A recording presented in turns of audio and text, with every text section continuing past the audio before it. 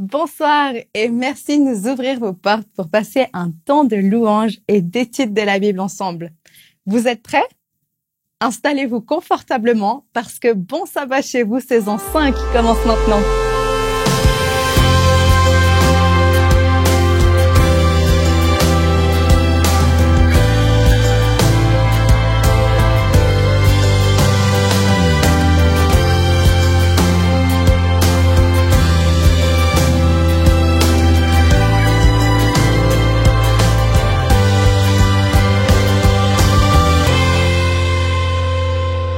Bienvenue à Bon Sabbat chez vous, l'émission qui nous rappelle chaque semaine l'invitation de Dieu qui a séparé un jour entier pour être spécialement avec lui. Invitation faite depuis la création du monde et pour l'éternité, en passant par ce soir. Êtes-vous prêts et prêtes à lui accorder la place qui lui revient? Suivez-nous pour 30 minutes d'adoration à travers l'étude de la Bible et ses quelques chants de louange.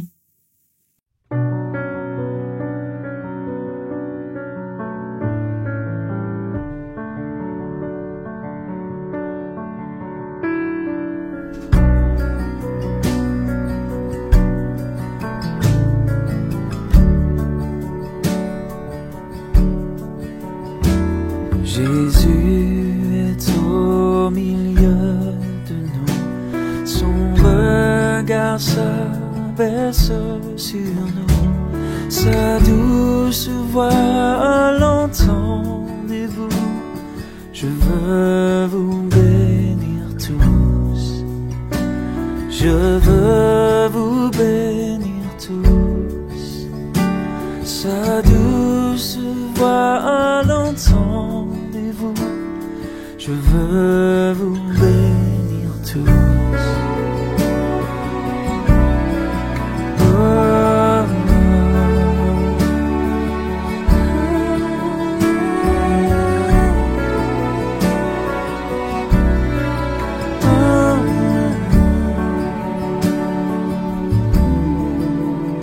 Jésus est au milieu de nous, son regard s'abaisse sur nous, sa douce voix l'entendez-vous, je vous aime tous, oh je vous aime tous, sa douce voix l'entendez-vous, oh je vous aime tous.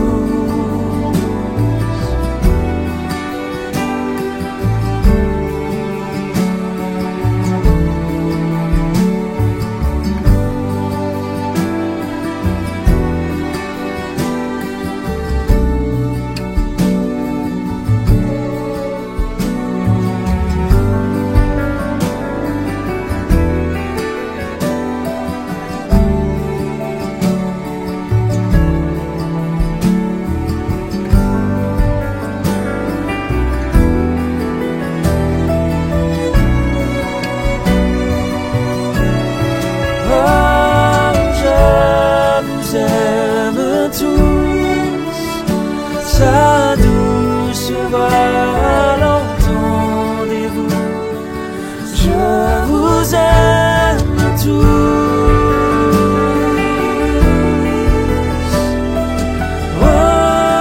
oh,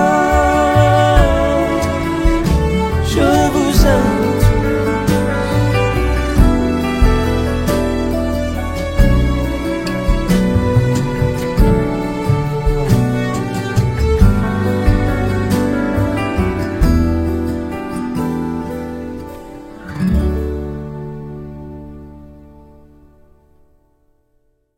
La question de la souffrance est souvent l'argument de ceux qui rejettent la foi. Pourquoi tant de souffrance si un Dieu bon existe? D'ailleurs, je pense que cette question, à différents degrés, ne taraude pas que les non-croyants. Nous essayons tous de trouver un sens à la douleur. Même les disciples ont été confrontés à cette énigme. Pourquoi la souffrance? A-t-elle une explication? Jésus y répond ce soir à travers la guérison d'un aveugle-né. Voilà. Ça y est, je suis prêt. Et vous? Vous avez mis vos habits du sabbat? C'est vrai qu'on a souvent l'habitude de s'habiller de manière spéciale pour le sabbat. Alors, bienvenue, bon sabbat, et quelle que soit votre tenue, j'ai le plaisir de vous retrouver encore ce soir. Aujourd'hui d'ailleurs, j'ai mis ce beau t-shirt noir qui me rappelle une histoire que j'ai vécue il y a quelques années dans un camp. Voilà qu'un jeune participant du camp vient vers moi en me disant « Écoute, j'ai un problème. J'aimerais bien acheter un t-shirt qu'ils vendent là, l'un des stands, mais je n'ai que 5 francs et le t-shirt en coûte 7. Est-ce que tu voudrais bien m'aider? Parce que si on achète 2 t-shirts en même temps, eh bien, l'ensemble coûte 10 francs, donc 2 fois 5. Alors, est-ce que tu voudrais acheter un t-shirt avec moi? On partage. » Je lui ai dit, écoute, si tu as tellement envie de ce t-shirt, ok, je veux bien aussi en acheter un avec toi. Donc, je lui ai donné 5 francs. Il est allé acheter le t-shirt et il m'a ramené le mien. Et de prime abord, en voyant le t-shirt, c'était un simple t-shirt noir, comme celui-ci. Mais au moment où j'ai ouvert le t-shirt, où je l'ai déplié, j'ai vu que sur le devant du t-shirt était marqué en grand, en blanc, vraiment éclatant, ces 3 mots, Jésus, numéro 1. J'étais surpris, je m'y attendais pas. En même temps, épaté que ce jeune ait tellement l'envie d'acheter ce t-shirt qui déclarait sa foi, que Jésus est le numéro 1 de sa vie. Et c'est vrai, d'un autre côté, je dois l'avouer, un petit peu gêné, en me posant la question, qu'est-ce que j'allais faire de ce t-shirt? Et je dois aussi vous le dire, en recherchant ce t-shirt dans mon armoire, en préparant cette émission, je ne l'ai pas retrouvé. Je ne sais pas qu'est-ce qu'il est advenu de ce t-shirt, où il a terminé sa vie, en tout cas pas chez moi. Et je dois aussi avouer un peu plus honteusement que je ne me souviens pas d'avoir porté ce t-shirt, en tout cas pas en public, dans le bus ou dans la rue. C'est vrai que c'est pas toujours facile d'annoncer, d'exprimer sa foi, sa conviction de manière publique, de manière vibrante. Alors qu'est-ce que ce t-shirt noir avec l'inscription Jésus numéro 1 a à voir avec le sabbat et avec les guérisons du sabbat qui a été notre fil rouge à ces 4 dernières émissions? Eh bien, pour cela, je vous invite à lire la dernière des guérisons que Jésus a accomplies un jour de sabbat. La dernière, on la trouve dans l'évangile de Jean au chapitre 9. Et je vous invite à lire quelques extraits de ce chapitre qui est tout entier consacré à la guérison de celui qu'on appelle l'aveugle-né. Jean chapitre 9 à partir du verset 1. Jésus vit en passant un homme aveugle de naissance. Ses disciples lui posèrent cette question, « Maître, qui a péché, cet homme ou ses parents, pour qu'il soit né aveugle ?» Jésus répondit, « Ce n'est pas lui ou ses parents qui ont péché, mais c'est afin que les œuvres de Dieu soient révélées en lui. Il faut que je fasse, tant qu'il fait jour, les œuvres de celui qui m'a envoyé. La nuit vient où personne ne peut travailler. Pendant que je suis dans le monde, je suis la lumière du monde. » Après avoir dit cela, il cracha par terre et fit de la boue avec sa salive. Puis il appliqua cette boue sur les yeux de l'aveugle et lui dit « Va te laver au bassin de Siloé », nom qui signifie « envoyé ». Il y alla donc, se lava et revint, voyant clair. Ses voisins et ceux qui l'avaient vu mendier auparavant disaient « N'est-ce pas celui qui se tenait assis et qui mendiait ?» Les uns disaient « C'est lui ». D'autres disaient « Non, mais il lui ressemble ». Mais lui affirmait « C'est bien moi ». Ils lui dirent donc « Comment tes yeux ont-ils été ouverts ?»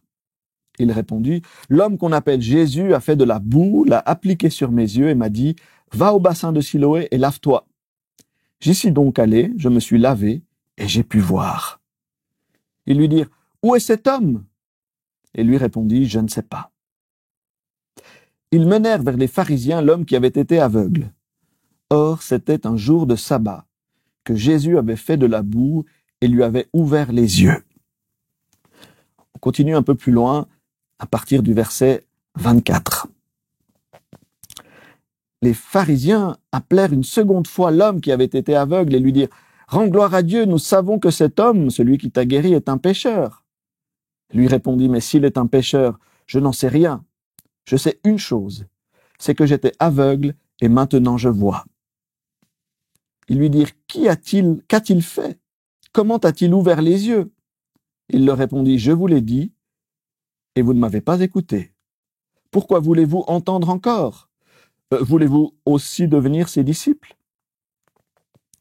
Et puis nous continuons à la fin du chapitre au verset 35 à 41. Jésus a appris qu'ils l'avaient chassé, qu'ils avaient chassé l'homme guéri. L'ayant à nouveau rencontré, il lui dit, « Crois-tu au Fils de Dieu ?» Lui répondit, « Et qui est-il, Seigneur, afin que je croie en lui ?» Jésus lui dit, « Tu l'as vu, et celui qui te parle, c'est lui. » Alors il dit, « Je crois, Seigneur. » Et il se prosterna devant lui. Puis Jésus dit, « Je suis venu dans ce monde pour un jugement, pour que ceux qui ne voient pas voient et que ceux qui voient deviennent aveugles. » Quelques pharisiens qui étaient avec lui entendirent ces paroles et lui dirent, « Nous aussi sommes-nous aveugles ?» Jésus leur répondit, « Si vous étiez aveugles, vous n'auriez pas de péché. Mais en réalité, vous dites, nous voyons. Ainsi donc, votre péché reste. » Voilà donc pour cette 5e guérison que Jésus a accomplie, comme nous le précise le texte, un jour du sabbat. Ce récit propose plusieurs points communs avec le récit que nous avons discuté dernièrement, celui du paralytique, que Jésus a guéri plus en avant dans ce texte, au chapitre 5 de l'évangile de Jean. Tout d'abord, les deux événements ont lieu près d'une piscine. Ici, la piscine n'est pas le lieu de la guérison attendue, mais elle est le lieu qui sert à finaliser le miracle, à révéler le résultat de ce que Jésus a fait pour cet homme. Et puis, dans les deux cas, dans ces deux guérisons, nous réalisons que le bénéficiaire, l'homme malade, handicapé, ici aveugle et dans le récit précédent paralytique, ne sait pas qui est-ce qui l'a guéri. Il n'a pas l'identité de Jésus à l'esprit. Et on le voit dans ce récit, et malgré les sauts de texte dans ma lecture, qu'une forme de course-poursuite va se dérouler entre cet homme guéri et puis Jésus qui disparaît et qui revient. Et entre-temps, il y a une enquête. Les pharisiens vont poser des questions à l'homme par 2 fois, ils vont interroger ses parents. On est un petit peu dans un récit policier avec une course-poursuite, digne d'un grand film d'action. Donc on le voit, un récit particulier, haletant, avec du suspense, avec des questions, avec une enquête. Au-delà du déroulement de l'histoire qui évolue durant ces quelques versets, il y a dans cet épisode 3 thèmes qui ressortent et sur lesquels j'aimerais attirer notre attention, comme étant le message ou les messages que Jésus veut nous transmettre à propos du sabbat. Le premier message ici est la question du péché. À de nombreuses reprises dans les évangiles, Jésus a affirmé qu'il pardonnait à différentes personnes qu'il a croisées sur son chemin. Et à chaque fois, les pharisiens se sont jetés sur l'aubaine de pouvoir accuser Jésus de blasphème, car selon eux, Dieu seul est autorisé à pardonner. Et voilà Jésus qui arrive et qui ose pardonner. Et que pour prouver son pouvoir et son autorité sur le péché, il guérit des maladies de manière surnaturelle. Dans le contexte de ce récit, au chapitre qui précède, chapitre 8 de l'évangile de Jean, et puis tout à la fin, au verset 41 que nous avons lu tout à l'heure, la question du péché est centrale. Tant les pharisiens que l'aveugle de naissance, que Jésus va guérir, tous sont considérés comme pécheurs à un certain moment de l'histoire, même Jésus d'ailleurs, est accusé d'être un pécheur. Mais voilà qu'en guérissant cet homme le jour du sabbat, non seulement Jésus démontre avec force sa puissance et son autorité, mais il vient révéler également la nature exacte de sa mission sur terre, mettre fin au péché. Car c'est finalement bien là l'enjeu de l'histoire biblique, et au-delà de l'histoire biblique, de notre histoire à nous, êtres humains. Pouvoir mettre fin à la séparation entre Dieu et les hommes, et renvoyer l'ennemi loin de notre monde, le chasser, le faire disparaître. Par la guérison physique de la cécité de cet homme, Jésus affirme encore plus fort la raison de sa venue dans le monde, comme il le dit à l'introduction de l'évangile de Jean. Ôter le péché du monde et apporter la vie éternelle. Deuxième sujet au cœur de ce récit, de cette guérison, l'identité de Jésus. De pair avec sa puissance de guérison et son autorité de pardonner, Jésus révèle ainsi son identité aux yeux du monde. Il est le Messie, celui que les Juifs attendaient depuis si longtemps. On le voit par exemple au verset 22. Les Juifs ont exclu de la synagogue ceux qui reconnaissaient Jésus comme le Messie. Et puis, vers la fin, au verset 25, l'aveugle lui-même qui a été guéri, qui est maintenant donc un bon voyant, va se prosterner devant Jésus en disant qu'il est le Fils de Dieu. Il y a donc dans ce récit, comme deuxième nœud, comme deuxième élément fondamental, l'identité de Jésus. Et tout tourne autour de cette notion d'accepter ou non qu'il soit le Messie, le Fils de Dieu, l'envoyé du ciel venu sauver l'humanité. À ce titre, on peut dire que la guérison d'un aveugle est symbolique et que Jésus va s'appuyer sur cette symbolique. Son ministère est de nous ouvrir les yeux, non pas physiquement, mais spirituellement, pour que nous soyons capables de reconnaître Jésus et de voir qui il est vraiment. Non pas un simple faiseur de miracles, non pas un enseignant comme tant d'autres rabbis de l'époque, mais Jésus-Christ, l'envoyé de Dieu, le Messie, le Fils de Dieu. Ce n'est probablement pas par hasard que le chapitre qui précède, le chapitre 8, traite de lumière.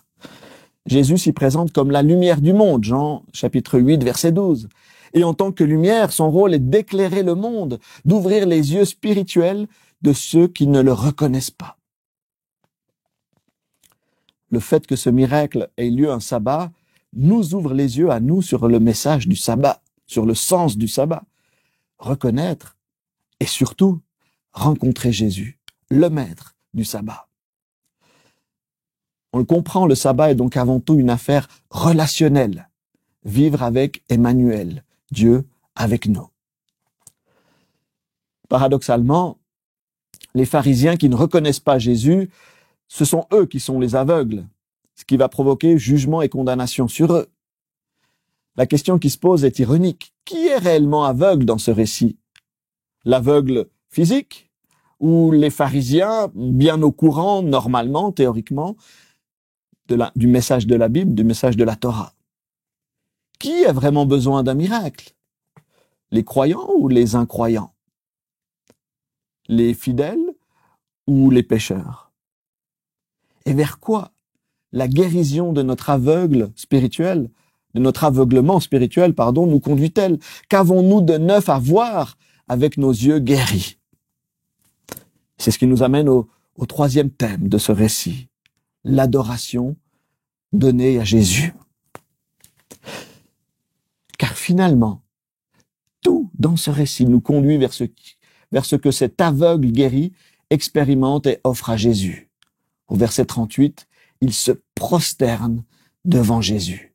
Un acte d'adoration. C'est par ailleurs ce que la femme courbée, celle que nous avons abordée dans notre premier récit de guérison du sabbat, a également offert à Jésus. En Luc 13, verset 13, elle se mit à célébrer la gloire de Dieu. Dans ce même récit, la foule qui assiste à ce miracle se réjouit des merveilles de Jésus. En Luc 13, verset 17. Et voilà, la boucle de notre série est bouclée.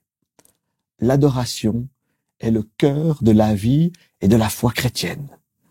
Et le sabbat est le temps donné par Dieu et consacré par l'être humain à cette adoration. Signe que pour nous, Jésus est numéro 1. L'adoration est le choix du croyant de dédier sa vie à Dieu et de le mettre à la première place. J'espère que vous comprenez maintenant le lien avec mon histoire de t-shirt en introduction. Jésus, numéro 1. Porter un t-shirt, ça aurait été pour moi l'occasion d'offrir une adoration, de reconnaître la place que Jésus a dans ma vie. À quel point est-ce que j'ai honte, est-ce que je suis gêné d'une telle affirmation qui serait offerte publiquement dans la rue par un t-shirt qui l'affirme. Dans le même esprit, vivre le sabbat selon le sens que Jésus nous a donné au travers de ces 5 miracles est avant tout un acte d'adoration. Et je dirais même l'acte d'adoration ultime.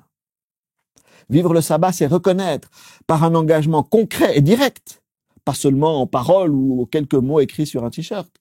C'est reconnaître que ma vie est tout entière entre les mains de Dieu, qu'il n'y a aucune posture humaine, telle des efforts pour tenter de gagner sa vie, de gagner son pain quotidien, qu'aucun effort n'est nécessaire pour vivre, car Dieu est la source de tout. Jésus nous enseigne et nous démontre que le sabbat est l'acte d'adoration ultime, suprême, par la confiance, la dépendance totale que j'accepte d'attribuer à Dieu, source de toute chose. Il est intéressant de remarquer combien est présente la notion d'adoration dans le dernier livre biblique, l'Apocalypse. On peut relever au moins 5 cantiques d'adoration qui sont chantés dans les chapitres 4, 5, 14 et 15. Et au cœur même du livre de l'Apocalypse, les chapitres 13, 14 et 19, la question est posée aux humains est de savoir qui nous adorons, Dieu ou son ennemi.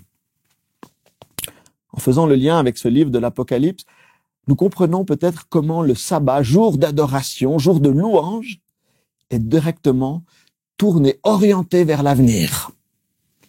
Malgré le mal et la violence, le sabbat nous rappelle la guérison et le salut promis par Dieu. C'est un jour de délivrance et d'espérance. C'est un avant-goût de l'éternité. Pas parce que dans l'éternité, nous passerons nos temps en loisir à ne pas travailler comme le sabbat, mais en focalisant notre sabbat sur les relations avec Dieu, avec notre prochain et avec la création qui nous entoure, nous commençons aujourd'hui à vivre l'éternité, lieu étant des relations complètes, pleines. En choisissant d'adorer Dieu le sabbat, de le mettre à la place numéro 1, nous démontrons notre décision de vivre avec lui, ici sur terre et pour toujours dans son royaume, qui sera un lieu et un temps d'adoration total. Ainsi, en ayant suivi Jésus, le maître du sabbat, lors des 5 sabbats durant lesquels il s'est permis, de manière, c'est vrai, un peu provocatrice, d'accomplir des miracles, je crois que nous avons découvert, ou peut-être redécouvert, ce que Jésus veut nous proposer en vivant le sabbat dès aujourd'hui. Avec la femme courbée, Jésus nous montre que le sabbat est le temps offert pour nous redresser et nous faire regarder vers l'avant, vers l'avenir avec confiance et courage. Avec la guérison de l'homme touché par cet œdème, le sabbat nous permet de rétablir notre équilibre personnel, mais aussi dans nos relations, par des relations équitables, sans discrimination, où tous sont traités de la même manière. Avec la guérison de l'homme à la main paralysée, ou autrement appelé l'homme à la main sèche, le sabbat nous offre de guérir nos mains, et ainsi de nous mettre au service de Dieu, de la création et de notre prochain. Avec l'homme paralytique, le sabbat nous est présenté comme le temps de faire une vraie rencontre avec Jésus, que nous avons tendance à perdre de vue par nos affaires et notre suractivité humaine. Et finalement, avec la guérison de cet aveugle de naissance, le sabbat nous ouvre les yeux afin de nous voir vraiment qui est Jésus, et ainsi d'entrer en adoration de celui qui est le seul vrai Dieu et le seul Sauveur. Eh bien, mes amis, en vous souhaitant un bon sabbat, je vous invite et je prie que vous aussi, vous puissiez chaque semaine rencontrer et adorer celui qui est tout à la fois notre Père, notre ami et notre Sauveur. Amen.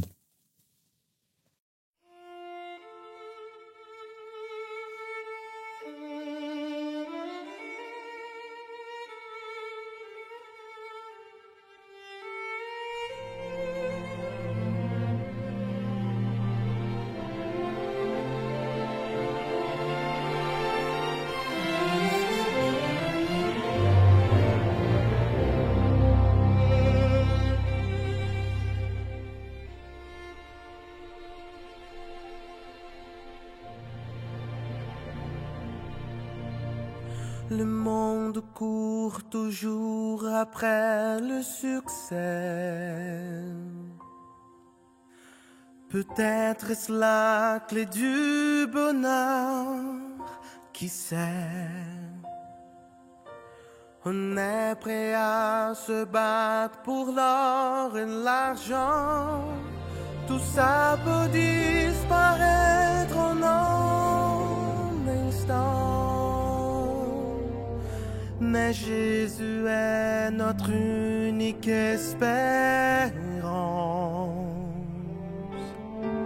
En lui la vie prend un tout autre sens. C'est lui qui nous promet un monde nouveau, sans douleur et sans peur, ce sera beau. Sur la terre, notre vie est passagère, et même nos succès sont fragiles et éphémères. Mais l'avenir est certain, car Dieu me tient par la main, même si le monde s'écroulait, je serai en paix.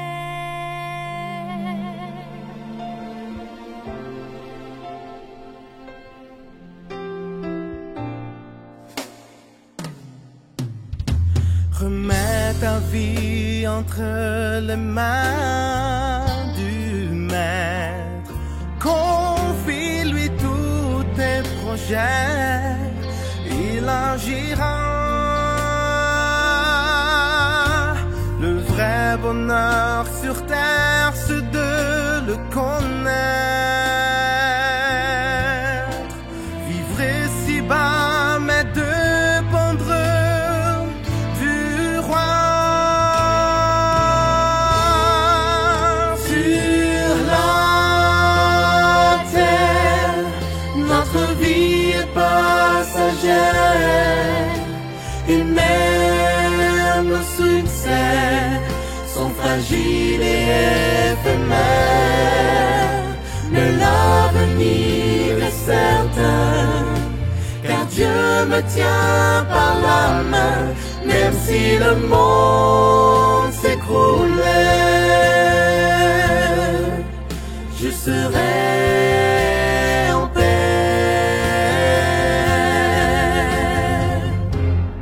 Dans la lutte contre le mal, Jésus est le grand vainqueur.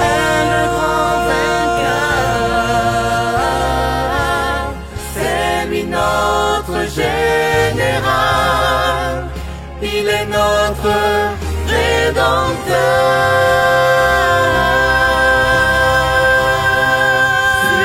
Sur la terre, notre vie est passagère, et même nos succès sont fragiles et éphémères. Mais l'avenir est certain, car Dieu me tient par la main, même si le monde s'écroulait, même si le monde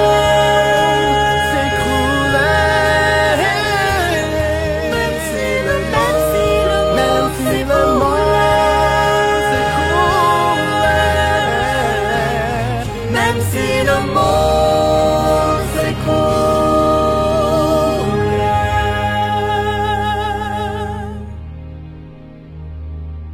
je serai en paix.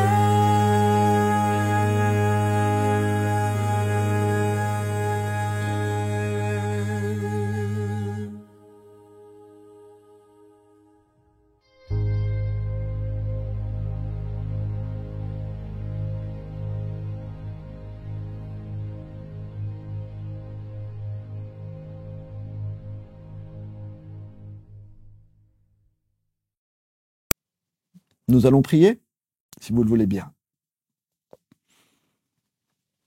Seigneur, en commençant ce sabbat, tout en terminant cette petite série, eh bien oui, nous voulons ouvrir nos yeux sur toi, ton Fils Jésus-Christ et ton Saint-Esprit. Nous voulons te demander de nous permettre de reconnaître dans toutes les circonstances de notre vie que tu es ce Dieu, venu non pas sur terre simplement pour nous faire du bien, mais que tu es ce Dieu qui est venu nous ouvrir les yeux sur la vraie nature des choses et sur ce que tu as préparé pour nous. En tant que Messie, Fils de Dieu, envoyé du Père, nous voulons t'accueillir dans notre vie comme le Maître, comme le Seigneur, celui devant qui nous nous prosternons, celui que nous adorons, celui que nous mettons en première place dans notre vie. C'est dur. C'est vrai que les circonstances de nos vies, les aléas du quotidien, les contingences humaines font que parfois nous te perdons de vue, nous t'oublions. Mais par le sabbat, signe et précurseur de ce temps de royaume, de ce temps de paradis où nous vivrons en pleine communion avec toi, eh bien, le sabbat est ce jour que nous voulons te consacrer pour te démontrer notre adoration. Seigneur, je te prie que maintenant, dans ces heures qui commencent le jour du sabbat, nos cœurs, nos esprits et nos corps aussi puissent te louer, puissent t'adorer et reconnaître qu'en toi, nous avons tout et que par toi, notre avenir est assuré. Merci de nous offrir ce bon sabbat chaque semaine et de nous offrir surtout ce grand sabbat que nous attendons arriver lors de ton retour. En Jésus-Christ, nous te prions. Amen. C'est ainsi que s'achève notre série d'études sur le sabbat à travers 5 miracles de Jésus.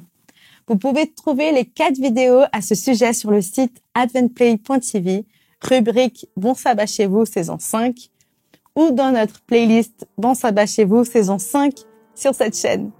D'ailleurs, n'hésitez pas à vous abonner pour ne rater aucune de nos diffusions. On produit plusieurs autres émissions qui peuvent vous faire grandir spirituellement. Moi, je vous dis à vendredi prochain avec un nouvel invité et un nouveau miracle. D'ici là, bon sabbat chez vous.